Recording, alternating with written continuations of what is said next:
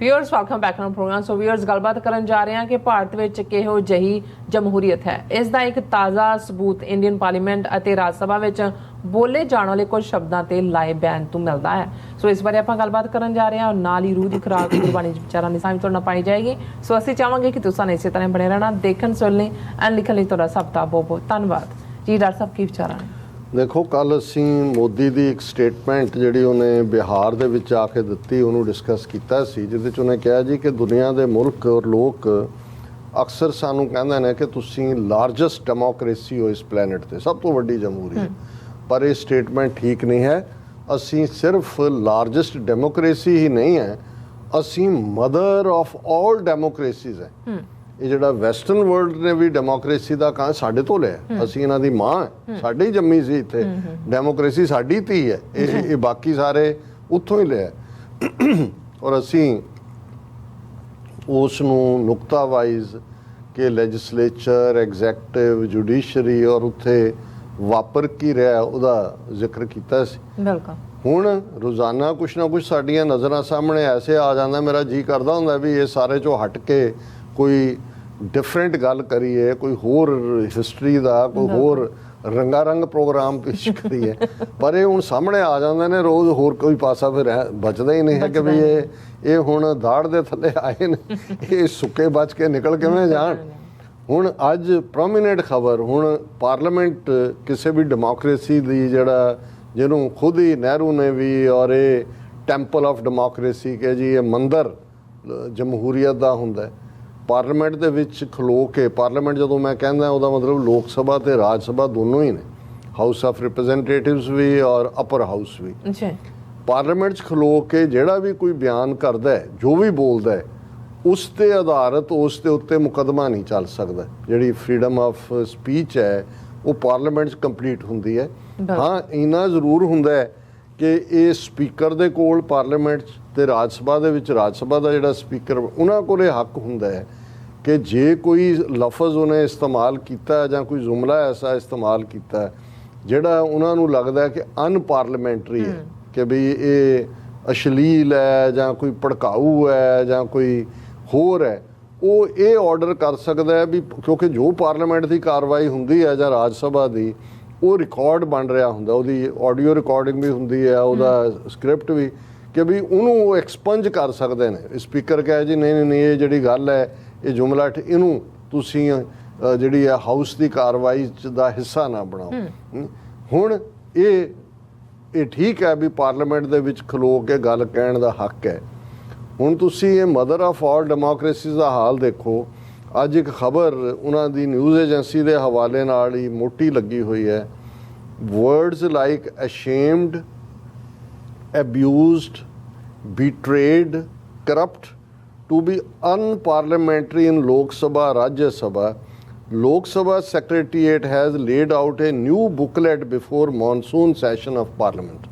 ਹੁਣ ਮਾਨਸੂਨ ਸ਼ੁਰੂ ਹੋ ਰਹੀ ਹੈ, ਉਹਦਾ ਸੈਸ਼ਨ ਹੁੰਦਾ, ਉਹਨੂੰ ਮਾਨਸੂਨ ਸੈਸ਼ਨ ਕਹਿੰਦੇ ਨੇ।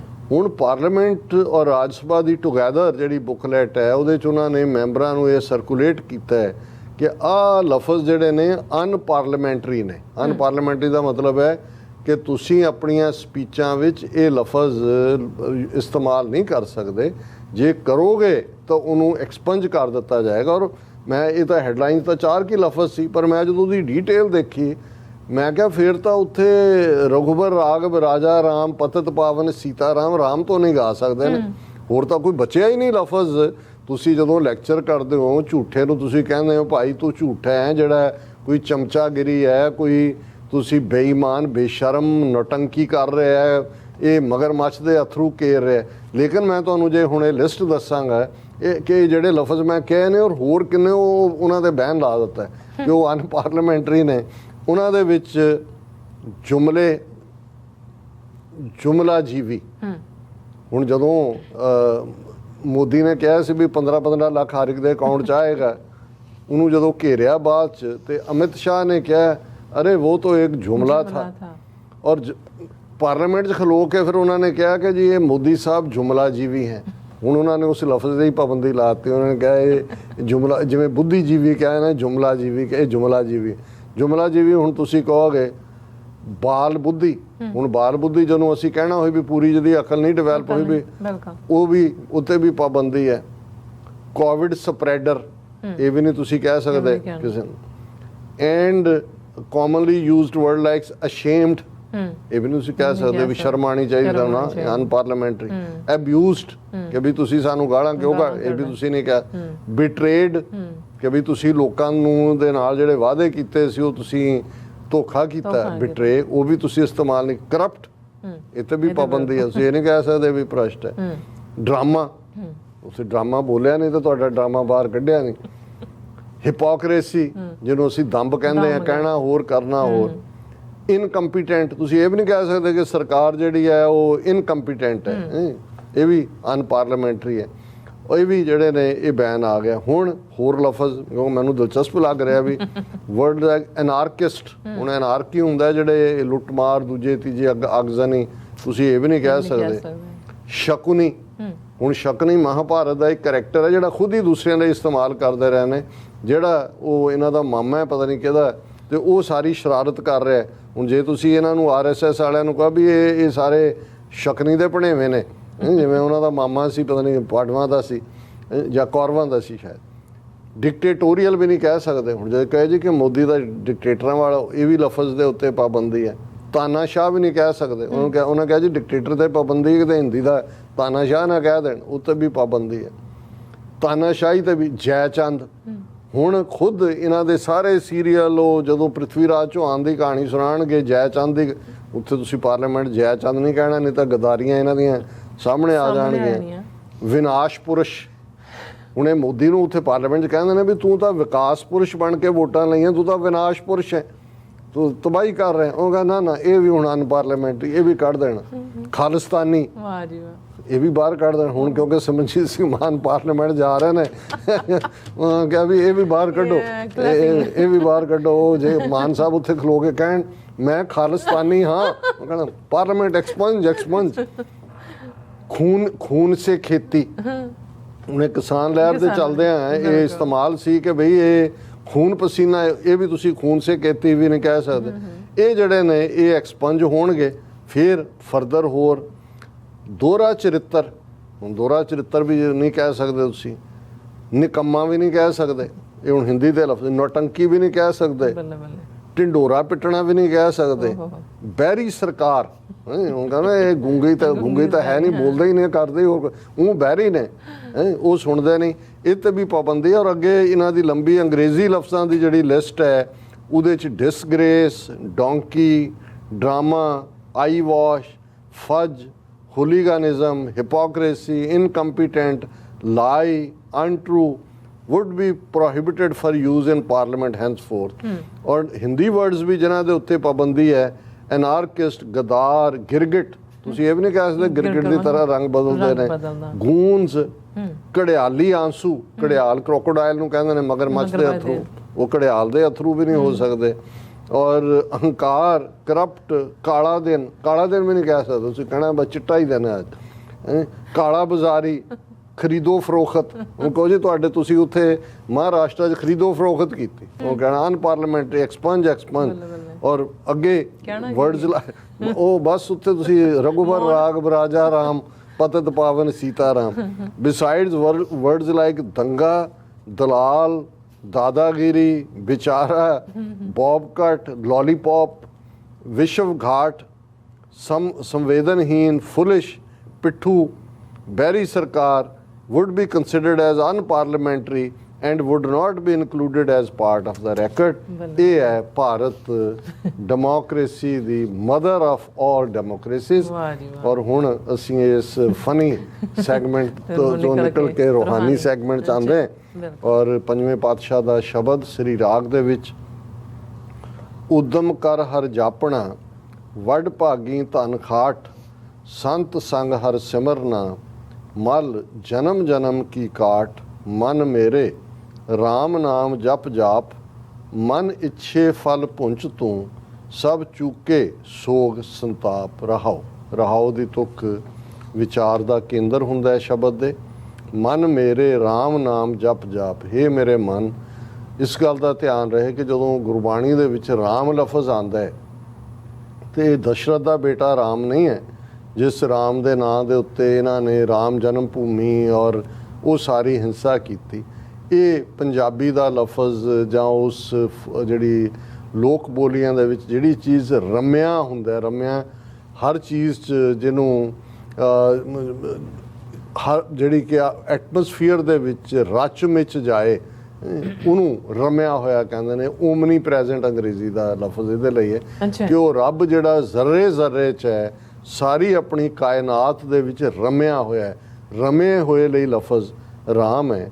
ਔਰ ਮਨ ਮੇਰੇ ਰਾਮ ਨਾਮ ਜਪ ਜਾਪ, ਹੇ ਮੇਰੇ ਮਨ ਉਸ ਰੱਬ ਨੂੰ ਯਾਦ ਕਰ ਜਿਹੜਾ ਹਰ ਇੱਕ ਦੇ ਵਿੱਚ ਰਮਿਆ ਹੋਇਆ ਹੈ। ਮਨ ਇੱਛੇ ਫਲ ਪੁੰਚ ਤੂੰ ਸਭ ਚੁੱਕੈ ਸੋਗ ਸੰਤਾਪ, ਕਿ ਜਦੋਂ ਤੂੰ ਉਸ ਹਰ ਇੱਕ 'ਚ ਰਵੇ ਹੋਏ ਵਾਹਿਗੁਰੂ ਦੇ ਨਾਲ ਜੁੜੇਗਾ, ਜੋ ਤੇਰੇ ਮਨ ਦੀਆਂ ਚਾਹਨਾ ਨੇ, ਇੱਛਾਵਾਂ ਨੇ, ਉਹ ਪੂਰੀਆਂ ਹੋਣਗੀਆਂ। ਫਿਰ ਮਨ 'ਚ ਇੱਛਾ ਤਾਂ ਰਹਿੰਦੀ ਕੋਈ ਨਹੀਂ। ਫਿਰ ਤਾਂ ਇਹੀ ਹੈ ਕਿ ਗੁਣ ਗਾਵਾਂ ਦਿਨ ਰਾਤ ਨਾਨਕ ਚਾਓ। ਜਿਹੜਾ ਰੱਬ ਵੱਲ ਤੁਰ ਪੈਂਦਾ ਹੈ ਉਹਦੇ 'ਚ ਦੁਨਿਆਵੀ ਡਿਜ਼ਾਇਰਸ ਮੁੱਕ ਜਾਂਦੀਆਂ ਨੇ। ਚੁੱਕੈ ਸੋਗ ਸੰਤਾਪ, ਉਹਦੇ ਅੰਦਰੋਂ ਪਛਤਾਵਾ, ਸੋਗ, ਨੈਗੇਟਿਵਿਟੀ ਨਿਕਲ ਜਾਂਦੀ ਹੈ, ਕਿਉਂਕਿ ਵਾਹਿਗੁਰੂ ਦਾ ਨਾਂ ਹੀ ਤੁਹਾਨੂੰ ਚਾਅ ਦੇ ਨਾਲ ਭਰ ਦਿੰਦਾ ਹੈ। ਪਰ ਇਹਦੇ ਲਈ ਉਦਮ ਕਰ ਹਰ ਜਾਪਣਾ ਵੱਡ ਭਾਗੀ ਧਨ ਖਾਟ, ਕਿ ਹੇ ਮੇਰੇ ਮਨ ਉਦਮ ਕਰ, ਉਸ ਵਾਹਿਗੁਰੂ ਦੀ ਇਬਾਦਤ ਦੇ ਲਈ ਆਪਣੇ ਆਪ ਨੂੰ ਉਦਮ ਕਰਕੇ ਤਿਆਰ ਕਰ। ਵੱਡੇ ਭਾਗਾਂ ਦੇ ਨਾਲ ਇਹ ਮੌਕਾ ਬਣਦਾ ਤੇ ਇਹ ਰਾਮ ਨਾਮ ਧਨ ਕਰ ਸੰਚੌਨੀ, ਸੋ ਧਨ ਕਤ ਹੋ ਨਾ ਜਾਵੇ। ਇਸ ਧਨ ਨੂੰ ਇਕੱਠਾ ਕਰ, ਕਿਉਂਕਿ ਕਿ ਅਗਨ ਨਾ ਦਹਿ ਪਵਨ ਨਹੀਂ ਮਗਨੈ, ਤਸਕਰ ਨੇਰ ਨਾ ਆਵੇ। ਰਾਮ ਨਾਮ ਧਨ ਕਰ ਸੰਚੌਨੀ, ਸੋ ਧਨ ਕਤ ਹੋ ਨਾ ਜਾ। ਉਹਨੂੰ ਅੱਗ ਸਾੜ ਨਹੀਂ ਸਕਦੀ, ਹਵਾ ਉਹਨੂੰ ਉਡਾ ਨਹੀਂ ਸਕਦੀ, ਚੋਰ ਉਹਨੂੰ ਲੁੱਟ ਨਹੀਂ ਸਕਦਾ। ਇਸ ਧਨ ਨੂੰ ਇਕੱਠਾ ਕਰ। ਵੱਡ ਭਾਗੀ ਧਨ ਖਾਟ, ਇਹ ਅਸਲੀ ਧਨ ਹੈ, ਅਸਲੀ ਦੌਲਤ ਹੈ ਰੱਬ ਦੀ ਇਬਾਦਤ ਦੀ, ਜਿਹਨੂੰ ਇਕੱਠਾ ਕਰ। ਸੰਤ ਸੰਗ ਹਰ ਸਿਮਰਨਾ ਮਲ ਜਨਮ ਜਨਮ ਕੀ ਕਾਟ, ਕਿ ਤੇਰੇ ਅੰਦਰ ਜਿਹੜੀ ਜਨਮਾਂ ਜਨਮਾਂ ਦੀ ਮੈਲ ਲੱਗੀ ਹੋਈ ਹੈ, ਮਨ ਦੇ ਅੰਦਰ ਇੰਪਿਓਰਿਟੀਜ਼ ਨੇ, ਸਿਨਸ ਨੇ, ਨੈਗੇਟਿਵਿਟੀਜ਼ ਨੇ, ਜਦੋਂ ਤੁਸੀਂ ਭਲੇ ਇਨਸਾਨਾਂ ਦੀ ਸੰਗਤ ਦੇ ਵਿੱਚ ਬੈਠ ਕੇ ਉਸ ਰੱਬ ਦੇ ਨਾਮ ਨੂੰ ਸਿਮਰਦੇ ਹੋ, ਯਾਦ ਕਰਦੇ ਹੋ, ਤੇ ਉਹ ਸਾਰੀ ਮੈਲ ਜਿਹੜੀ ਹੈ ਉਹ ਦੂਰ ਹੋ ਜਾਂਦੀ ਹੈ। ਜਿਸ ਕਾਰਨ ਤਨ ਧਾਰਿਆ ਸੋ ਪ੍ਰਭ ਡਿੱਠਾ ਨਾਲ, ਜਲ ਥਲ ਮਈਲ ਪੂਰਿਆ ਪ੍ਰਭ ਆਪਣੀ ਨਦਰ ਨਿਹਾਲ, ਕਿ ਜਿਸ ਮਕਸਦ ਕਰਕੇ ਤੈਨੂੰ ਇਹ ਹਿਊਮਨ ਬਾਡੀ ਮਿਲੀ ਹੈ, ਇਨਸਾਨੀ ਵਜੂਦ ਮਿਲਿਆ, ਜਿਸ ਕਾਰਨ ਤਨ ਧਾਰਿਆ ਸੋ ਪ੍ਰਭ ਡਿੱਠਾ ਨਾ, ਉਸ ਵਾਹਿਗੁਰੂ ਨੂੰ ਆਪਣੇ ਨਾਲ ਦੇਖ। ਉਹ ਵੱਖ ਨਹੀਂ ਹੈ, ਬੁੱਲਿਆ ਸ਼ੌਤ ਇੱਥੋਂ ਕੋਈ ਵੱਖ ਹੈ ਨਹੀਂ, ਤੇਰੀ ਵੇਖਣ ਵਾਲੀ ਅੱਖ ਹੈ ਨਹੀਂ। ਇਹ ਹੈ ਕਿ ਭਾਈ ਉਸ ਵਾਹਿਗੁਰੂ ਨੂੰ ਆਪਣੇ ਨਾਲ ਦੇਖ। ਜਲ ਥਲ ਮਈਲ ਪੂਰਿਆ ਪ੍ਰਭ ਆਪਣੀ ਨਜ਼ਰ ਨਿਹਾਲ, ਜਿੱਧਰ ਤੂੰ ਨਜ਼ਰ ਮਾਰੇਂਗਾ ਤੈਨੂੰ ਇਹ ਨਜ਼ਰ ਆਏਗਾ ਕਿ ਉਹੀ ਵਾਹਿਗੁਰੂ ਜਲ ਥਲ ਦੇ ਵਿੱਚ ਹਰ ਥਾਂ ਤੇ ਉਹ ਪਰਿਪੂਰਨ ਹੈ। ਉਹ ਤੈਨੂੰ ਜਲ ਥਲ 'ਚ ਜਿਹੜਾ ਵਸਿਆ ਹੋਇਆ ਹੈ, ਉਹ ਜੇ ਇਸ ਰਸਤੇ ਤੁਰੇਂਗਾ ਤੇ ਤੈਨੂੰ ਨਾਨਕ ਨਦਰੀ ਨਦਰ ਨਿਹਾਲ, ਤੂੰ ਨਿਹਾਲ ਹੋ ਜਾਏਗਾ, ਉਹਦੀ ਨਜ਼ਰ ਤੇਰੇ ਵੱਲ ਸਵੱਲੀ ਹੋਏਗੀ। ਮਨ ਤਨ ਨਿਰਮਲ ਹੋਇਆ ਲਾਗੀ ਸਾਚ ਪ੍ਰੀਤ, ਉਸ ਵਾਹਿਗੁਰੂ ਦੀ ਇਬਾਦਤ ਦੇ ਨਾਲ, ਬੰਦਗੀ ਦੇ ਨਾਲ, ਸਿਮਰਨ ਦੇ ਨਾਲ, ਧਿਆਨ ਦੇ ਨਾਲ ਮਨ ਤੇ ਤਨ ਦੋਨੋਂ ਨਿਰਮਲ ਹੁੰਦੇ ਨੇ। ਸੱਚੀ ਪ੍ਰੀਤ ਜਿਹੜੀ ਹੈ ਤੁਹਾਡੇ ਅੰਦਰ ਲੱਗਦੀ ਹੈ। ਚਰਨ ਭਜੇ ਪਾਰ ਬ੍ਰਹਮ ਕੇ ਸਭ ਜਪ ਤਪ ਤਿੰਨ ਹੀ ਕੀਤ, ਵਾਹਿਗੁਰੂ ਦੀ ਬਖਸ਼ਿਸ਼ ਹੋਏ ਤਾਂ ਉਸ ਵਾਹਿਗੁਰੂ ਦੇ ਚਰਨ ਤੁਸੀਂ ਪਰਸਦੇ ਹੋ। ਔਰ ਜੋ ਵੀ ਜੇ ਤੁਹਾਡੇ ਤੋਂ ਕੋਈ ਜਪ ਤਪ ਬਣ ਆਉਂਦਾ ਹੈ, ਕੋਈ ਜ਼ਿੰਦਗੀ ਦੇ ਅੰਦਰ ਡਿਸਪਲਿਨ ਆਉਂਦੇ ਨੇ, ਇਹ ਵੀ ਉਸ ਵਾਹਿਗੁਰੂ ਦੀ ਰਹਿਮਤ ਦੇ ਨਾਲ ਹੁੰਦੇ ਨੇ। ਤੇ ਅਖੀਰਲਾ ਜਿਹੜਾ ਪਦ ਹੈ, ਰਤਨ ਜਵੇ ਹਰ ਮਾਣਕਾ ਅੰਮ੍ਰਿਤ ਹਰ ਕਾ ਨਾਉ, ਸੂਖ ਸਹਿਜ ਆਨੰਦ ਰਸ ਜਨ ਨਾਨਕ ਹਰ ਗੁਣ ਗਾਓ। ਰਤਨ ਜਵੇ ਹਰ ਮਾਣਕਾ, ਕਿ ਉਹ ਵਾਹਿਗੁਰੂ ਦਾ ਨਾਂ ਰਤਨ ਹੈ, ਜੂਲ ਹੈ, ਜਵਾਰ ਹੈ, ਮਾਣਕ ਮੋਤੀ ਨਾਮ ਪ੍ਰਭ, ਉਹਨੂੰ ਲੱਗਿਆ ਨਾ ਹੀ ਸਨ, ਕਿ ਉਸ ਸਨ ਹੁਣ ਚੋਰ ਚੋਰੀ ਕਰਨ ਤੋਂ ਪਹਿਲਾਂ ਸਨ ਲਾਉਂਦੇ ਨੇ ਘਰ 'ਚ, ਕਿ ਬਈ ਇਹ ਐਸੀ ਦੌਲਤ ਹੈ, ਵਾਹਿਗੁਰੂ ਦਾ ਨਾਮ ਮਾਣਕ ਹੈ, ਮੋਤੀ ਹੈ, ਜਵਾਰ ਹੈ, ਉਹਨੂੰ ਕੋਈ ਚੋਰ ਚੁਰਾ ਨਹੀਂ ਸਕਦਾ, ਕਿਉਂਕਿ ਇਸ ਘਰ ਨੂੰ ਸਨ ਨਹੀਂ ਲੱਗਦੀ ਜਿੱਥੇ ਵਾਹਿਗੁਰੂ ਦਾ ਸਨ ਤੁਹਾਡੇ ਅੰਦਰ ਹੈ। ਜੇ ਰੱਬ ਦੇ ਨਾਲ ਤੁਸੀਂ ਜੁੜੇ ਹੋਏ ਹੋ ਤੇ ਫਿਰ ਕੋਈ ਵੀ ਚੀਜ਼ ਤੁਹਾਨੂੰ ਉਸ ਦੌਲਤ ਤੋਂ ਵੱਖ ਨਹੀਂ ਕਰ ਸਕਦੀ। ਰਤਨ ਜਵੇ ਹਰ ਮਾਣਕਾ ਅੰਮ੍ਰਿਤ ਹਰ ਕਾ ਨਾਉ, ਸੂਖ ਸਹਿਜ ਆਨੰਦ ਰਸ ਜਨ ਨਾਨਕ ਹਰ ਗੁਣ ਗਾਓ।